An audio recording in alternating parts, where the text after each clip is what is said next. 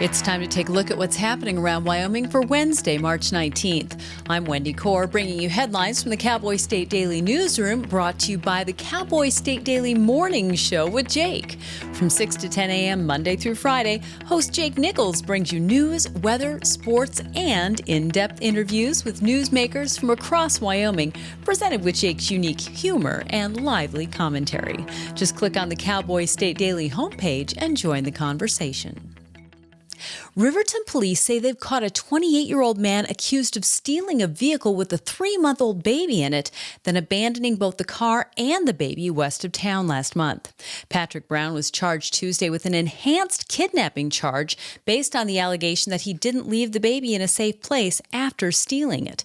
Cowboy State Daily's Claire McFarland reports that police were tipped off to Brown's location at a local motel. It's been more than a month since a person stole a vehicle from a Riverton apartment complex area and left the vehicle and the baby abandoned west of town and fled on foot. And I was actually on scene when the mother got there and was screaming, my baby, and I watched her reunite. And then I remember listening to the police scanner that night, like, are they going to catch the guy? They never did at that time. And so the Riverton Police Department says that they got an identification on the suspect and a tip yesterday that he was going to be at a motel in town. And so he is now in custody. Fremont County Chief Deputy Attorney Tim Hancock also charged Brown with 1 count of child abuse based on the theory that he cruelly confined the baby by leaving it in the car.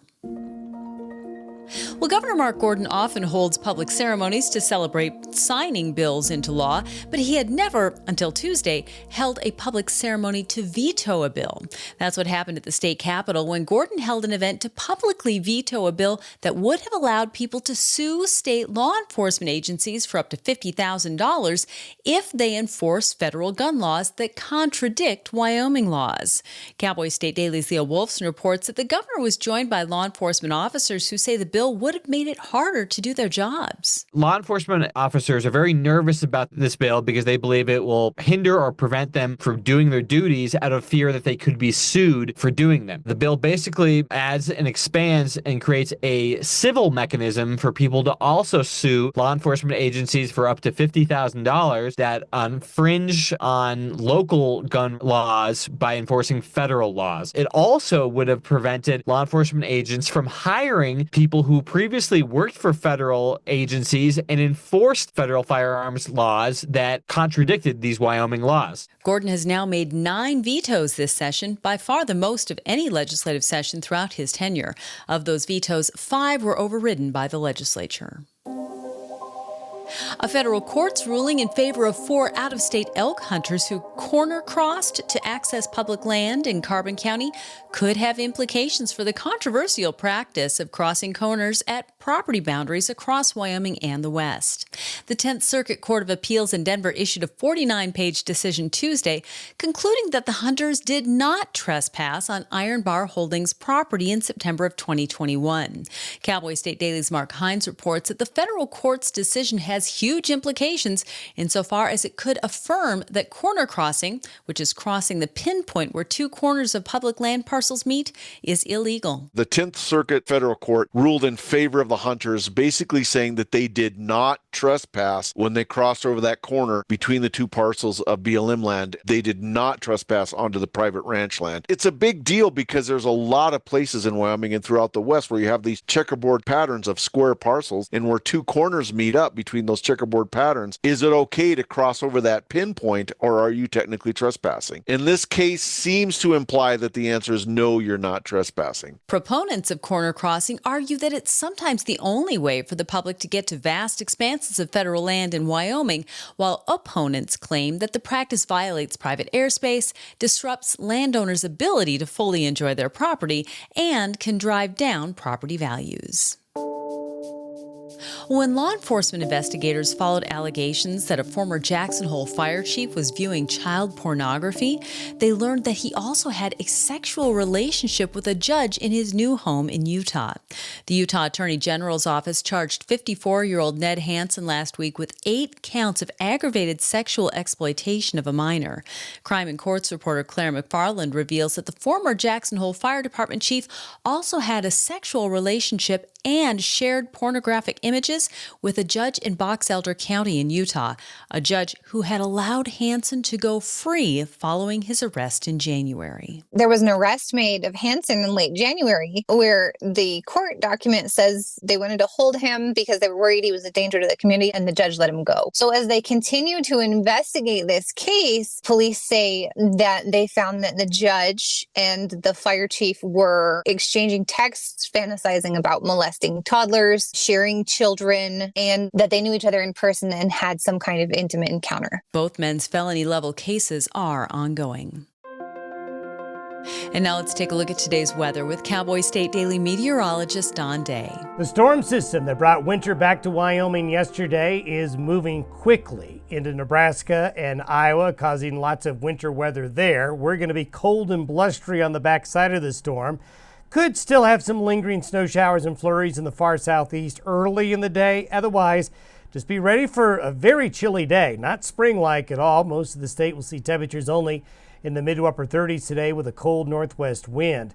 Now for tomorrow and Friday, it warms up a bit, but we'll still have windy areas, and a couple of small systems will keep the threat of snow showers in the forecast for Wyoming's mountain ranges as we head into Thursday and Friday. You can get Don's full forecast on the Cowboy State Daily website. I'll be back in just 15 seconds with more news. They want to know if we received a relay call before. Yes, go ahead. We need to have a party catered. When you receive a relay call, someone who is deaf, hard of hearing, deafblind, or has a speech disability is calling you. It could be the most important call of the day.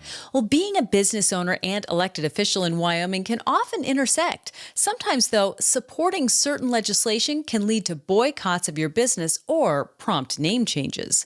Cowboy State Daily's Leah Wolfson spoke to several legislators who own businesses, and most say the benefits far outweigh the challenges. We've seen this happen a few times this year in a few different instances. One of the most blatant examples of it occurring was for 307 Cleaners in Gillette, which was previously owned by State Representative John Baer, Chairman Emeritus of the Wyoming Freedom Caucus. The new owner of the business, who I spoke to today, Caden Redinger, said they were feeling like they were missing out on business and having people not do business with them strictly because of the connotation with Baer's name. The business used to be called Baer's Naturally Clean Dry Cleaners, so they changed the name, and he said they've seen a tremendous growth in their business ever since they took that action. I also spoke to Senator Mike Garreau, a Democrat from Jackson, and he's had the similar experience. He said he's absolutely received boycott threats from certain customers before, but he actually believes his political involvement has been more of a positive for his business and resulted in a positive growth that outweighs the negativity. The Wyoming legislature only meets for a few months each year and does not pay enough for most people to live off of as a single income. Cheyenne Frontier Days will again feature professional bull riding this summer, but organizers say they're bringing in a different set of riders and focusing less on pro bull riding as a televised broadcast event.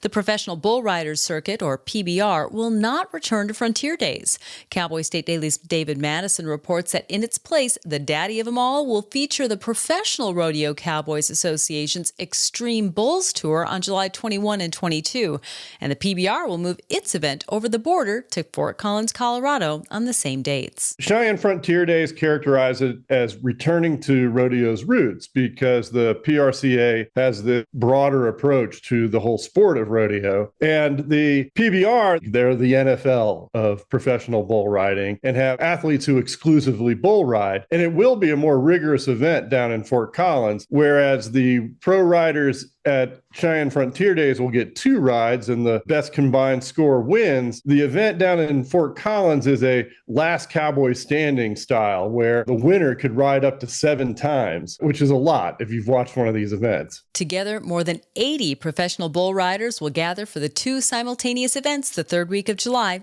unofficially creating a first-of-its-kind border war of bull riding this summer. A 77-year-old Gillette man who's accused of soliciting a 15-year-old boy for sex could face between 5 and 12 years in prison. Jack Forger is charged with one count of attempted sexual exploitation of a child. Cowboy State Daily's Claire McFarland reports that this isn't the first time a complaint has been made about Forger. Police officers had heard a report months or years prior where a witness said, oh, he did this to a 19-year-old. He was soliciting a 19-year-old. Well, that's not, as long as you're not soliciting prostitution, that's not illegal. Just to be like, hey, do you want to? That's not illegal. That report just sat. And then this allegedly happens where he's accused of soliciting a 15-year-old. And police were like, okay, we're going to pull in this other report to demonstrate a pattern to back up what the 15-year-old is saying here. Forger denied soliciting the teenager and noted it's not illegal for a 77-year-old man to talk to a 15-year-old. And grief over the death of Wyoming's Grizzly 399 was tempered by hope that her cub's spirit might survive on his own. But even if he did, would anybody still recognize him? Outdoors reporter Mark Hines spoke with Wyoming bear experts who say it might be impossible to distinguish Spirit from any other 2-year-old grizzly. A 2-year-old grizzly bear is going to look like a 2-year-old grizzly bear. Spirit doesn't really seem to have any distinguishing marks. He was born with what they call a tuxedo collar, but like most bears that are born without, he outgrew that a long time ago. So he's just going to have pretty much a uniform color to his coat. Tom Mengelson, who's the photographer who probably knows 399 and all her cubs better than anybody, he said, yeah, there's a chance that he could come out and stump me. I wouldn't recognize him. Spirit was thought to have been with Grizzly 399 when she was struck and killed by a vehicle in October of 2024. The cub apparently fled the scene unharmed. And that's today's news. Get your free digital subscription to Wyoming's only statewide newspaper by hitting the daily newsletter button on cowboystatedaily.com. And you can watch this newscast every day by clicking subscribe on our YouTube channel, or you can listen to us on your favorite podcast app. Thanks for tuning in. I'm Wendy Corr for Cowboy State Daily.